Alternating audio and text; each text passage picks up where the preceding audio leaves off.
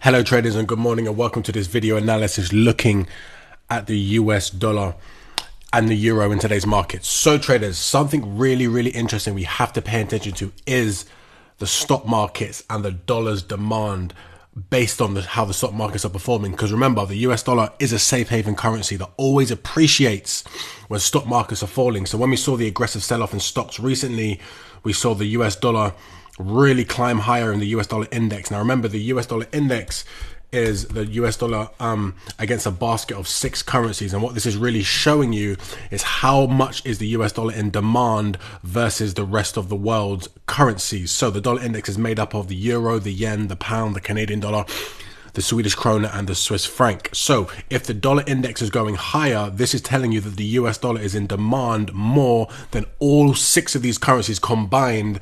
And if you look at the US dollar's performance against pretty much all currencies around the world, whilst the dollar index is getting stronger, that is showing you that dollars are in high demand. And why is that? Because remember, as I showed you in the last video, the US stock market really drives global stock market. So if the US stock market is falling because investors are nervous about the outlook for the US economy moving forward, and the companies within the US economy not earning as much profits because the coronavirus outbreak, the US stock markets start to fall lower. Now remember, when stocks are falling, they fall aggressively, and investors don't want to take huge losses in their portfolio. So if you see stocks falling from, for an example, 35%, you don't want to incur a 35% drop in your net worth if you are really heavily invested in the US stock market. So what do investors do? They take their money out the US stock market and they push cash into US Treasury government bonds. And this flow of money going into US Treasury bonds means that the dollar's in high demand, because when the rest of world stock markets are falling, they also look to park their money out of the stock market and into bonds. And the US bond market is the safest place to invest, because the risk of the US government not repaying their debt is so slim that investors will just always buy US Treasury bonds. Now, why does that mean the US dollar is in high demand?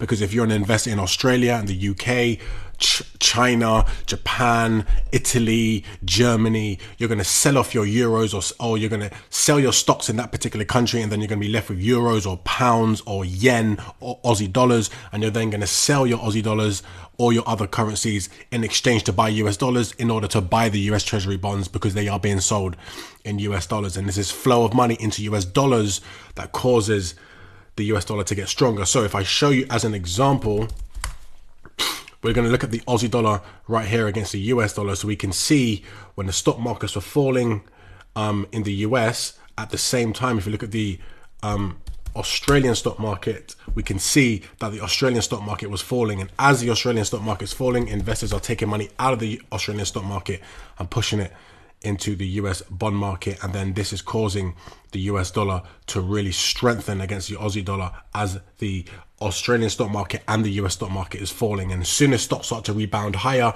investors put their money back into the Australian stock market, for an example, which we see here, pushing back higher. And as they're putting money back to work, the Aussie dollar is then back in high demand, because they're taking money out the US bond market and buying Aussie dollars back to go back into the Australian stock market. So the flow of money goes between there being a high demand for US Treasury bonds, or investors taking the money out the Treasury bonds and going back into the stock markets around the world, and then dollars are obviously going to be sold back into international currencies. So why this is so important for us is because if stock markets continue to rise in the US, that means stock markets in the UK, Italy, Germany, and the rest of the world will also start to move higher at the same time. And if they really start to make a larger recovery and go back to the highs before the coronavirus outbreak, then that's telling you that other international markets are also going to be recovering, and investors are going to want to put their money to work in these stock markets at the same time, so you get a high demand for other currencies. So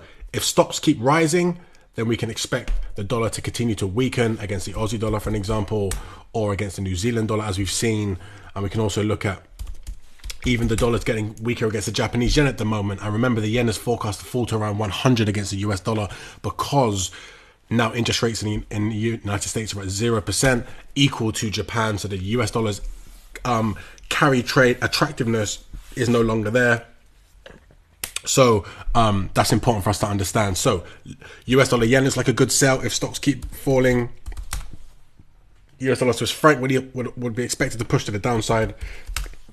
We could also expect the pound to continue its recovery from the heavy sell-off against the US dollar in the markets. And also, really important for us to understand, of course, is the commodity currency. So the US dollar against the Norwegian krona, US dollar against the Russian ruble, US dollar against the Canadian dollar. We all know that these currencies are highly influenced by the oil markets.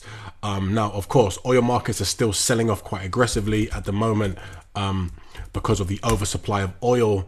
But if as soon as the global lockdown is eased and countries start to trade again, travel starts to recover, the aviation industry goes back into operation, manufacturers open up their plants again, then oil is going to be in a high demand, and that's our opportunity to buy back the commodity currencies against the US dollar and even go long in oil as a long-term trade. So we have to monitor that very closely because that's important. But also looking at the emerging market currencies like the Brazilian real, if international trade reopens, if this pandemic can be contained and the global economy can go back to normal. Remember, all these currencies that have weakened significantly against the US dollar because of their exposure to international trade being slowed down and the dollar's high demand, we could get some really good recoveries in these emerging market currencies and offer us an amazing opportunity to catch the rebounds, and that is an attractive trade. So looking at the dollar traders, that is what's driving the US dollar. Now, if you're looking at the euro, I've already showed you the euro literally trades exactly the same as the dollar. So look at the euro against the Mexican peso. Look at the dollar against the Mexican peso. It's exactly the same. Euro Brazilian real against the US dollar Brazilian real, for an example, is literally identical.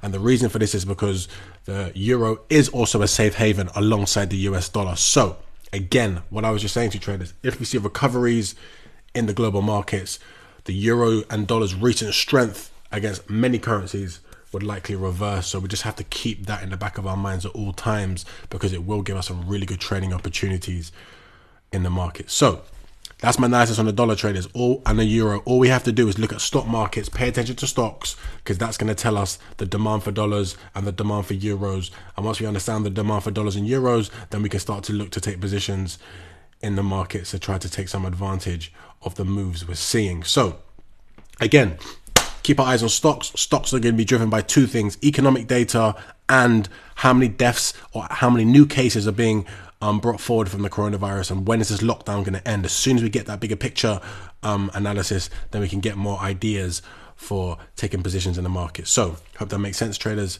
and that's my analysis on the dollar and the euro. Thank you for watching.